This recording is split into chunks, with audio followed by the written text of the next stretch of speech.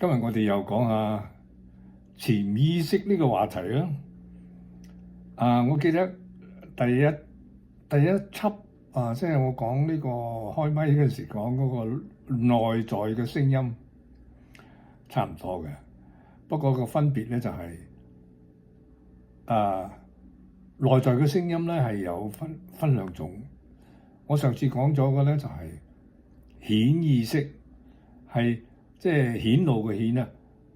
即係好似有啲哲學家咧，又即係解釋人嘅意識係有兩層嘅，一層咧就係露出水面嘅，即係好似個雪山咁露出水面就睇到㗎啦。當然，今日沉喺水底嗰啲咧，嗰半咧就叫潛意識喎，即係顧名思義潛啦，即係潛水啦，浸咗喺即係呢個海底裏邊今日咧係講潛意識啦。潛意識咧嗰個同呢個顯意識唔同嘅分別喺邊度咧？就係即係你自己都唔覺㗎，其實都係內在嘅聲音嚟㗎，但係你唔覺㗎。咁呢個唔覺，咁你點先知咧？其實咧，你到某個時期嗰時，點解我突然間好多時我不自覺就做咗啲嘢出嚟嘅咧？好似點嚟嘅咧？好似冇原因咁啊，係嘛？其實有原因嘅。點解咧？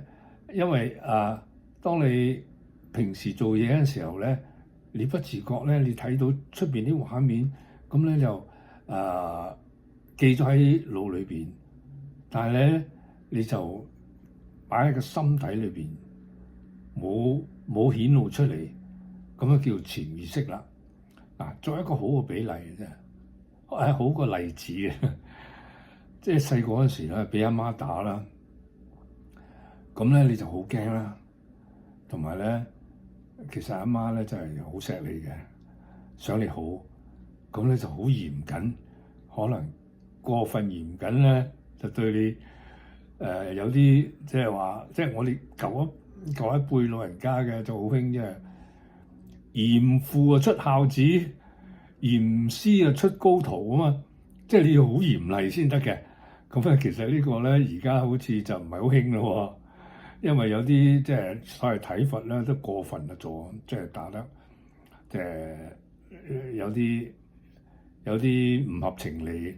咁但係呢種咁樣嘅經歷咧，喺你個腦裏邊咧藏咗喺一個潛意識裏邊，你唔覺嘅。咁咧你突然間有時咧見到某啲嘢有恐懼，其實你同埋好唔舒服，喺第二樣嘢發泄出嚟。即係情緒脾氣無啦啦咧就好唔開心即係嗰啲咧，其實你潛藏咗一啲咁嘅抑鬱喺度。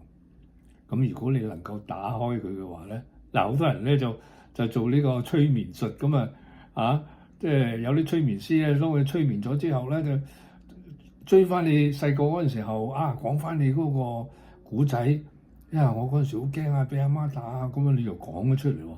講咗出嚟之後咧，你醒翻之後咧，你成個人鬆咗，即係你得到一種解脫即係話呢件事仲唔應該放喺心啦，解決咗啦，同埋你又或者你係進一步明白咗，原來阿媽打你係真係想你好嘅，係望子成龍嘛。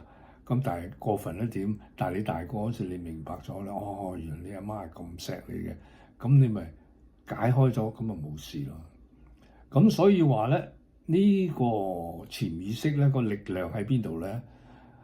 個力量就係當你想有一個願望想做一樣嘢嘅時候，你日日都記住我一定要去，我做成功呢件事，我一定要幾辛苦我都要做成功佢，日日記住喺個心嗰度一定要做成功為止。咁你日子一耐嗰陣時候咧，咁你所有嘅動作咧，跟住呢個潛能去做嘅喎，卒之咧就真係俾你做成功咗。因為你不斷係咁試，不斷係咁樣精益求精嘛，咁你咪心想事成咯。